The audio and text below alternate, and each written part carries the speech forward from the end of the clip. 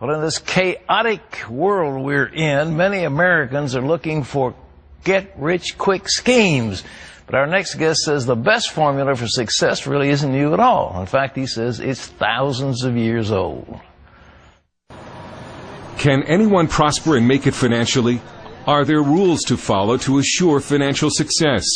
In his new book, Thou Shalt Prosper, Rabbi Daniel Lapin offers a practical approach to creating wealth based on principles from Jewish tradition and Scripture.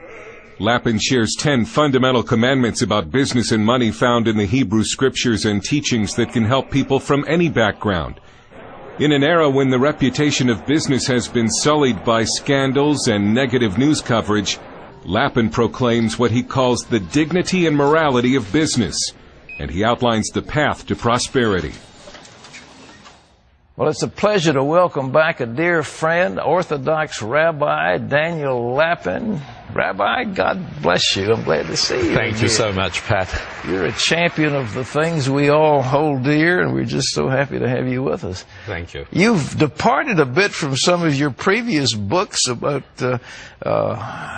biblical themes. This is Thou Shalt Prosper. How come? What'd you write this for? Well, I believe that my ministry and mission is to bring ancient Jewish wisdom to bear for the benefit of all Americans, in a sense to restore the heritage, because colonial Americans knew all of this stuff. Colonial pastors, people like Cotton Mather, they knew all this stuff, and I thought my job as an Orthodox Jewish rabbi would be to make this accessible. So we spoke about some of the ancient Jewish secrets to how we ought to live our lives socially and politically. But I wanted to now basically answer the question for people, and to do it in a way that only a Jewish rabbi could do, which was to say, look, anyone with eyes in his head knows that Jews have been disproportionately good with money. Now, you're not supposed to say that, but it's true.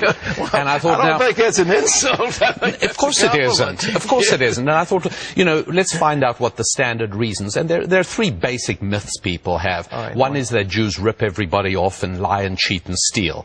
And it's easy to debunk. I mean, Jews are just like everybody else. They're the bad apples. But by and large, you don't succeed over the long term by lying and cheating. So that's not the answer. That's right. One of the other explanations is the Cossacks killed all the poor Jews, leaving the rich ones to reproduce. Well, to believe that silly racial explanation, I mean, you've got to believe a racist explanation that there's a sort of money gene that Jews pass on. Well, it's absurd, so that's out of the question. And the last one is that, well, Jews are just smarter than everyone else. Well, that's also not the case. And in any event, people know the expression "too smart for your own good." Or, if being smart was the way to make money, then, of course, university faculties would be filled with people who are brilliant with money, and we know that's not the case. Well, in the Middle Ages, the Jewish facility for making money brought opprobrium upon them, and people tried to steal it away from them. That's the whole idea of Ivanhoe. It was torture of Jews to get their money away from them. That's right. And of course, every country that has evicted its Jews tends to descend and decline economically, not surprisingly, because there is a certain economic vitality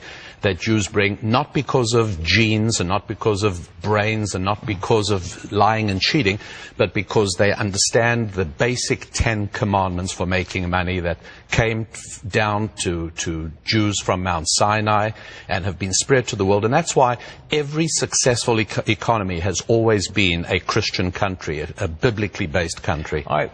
What is the leading commandment? You said they got 10 of them, but if there's one that starts out, what is it?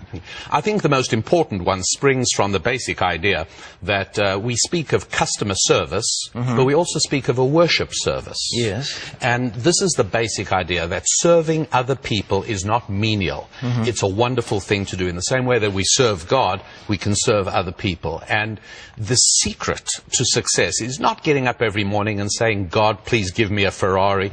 It's getting up every morning and saying, God, how can I serve your children? How can I become obsessively preoccupied with finding out what other people need and what they desire, and how can I supply it? And when you supply what other people need and desire, don't be surprised if a good, loving God rewards you. Well, that's one of the main principles that Jesus Christ brought. He says, he that's great among you, let him be servant of all. So that's exactly the principle. There are fundamental the truths. Law of greatness. Serving the most, he that serves the most is the greatest. It's so clear. Yeah. All right, what's number 2?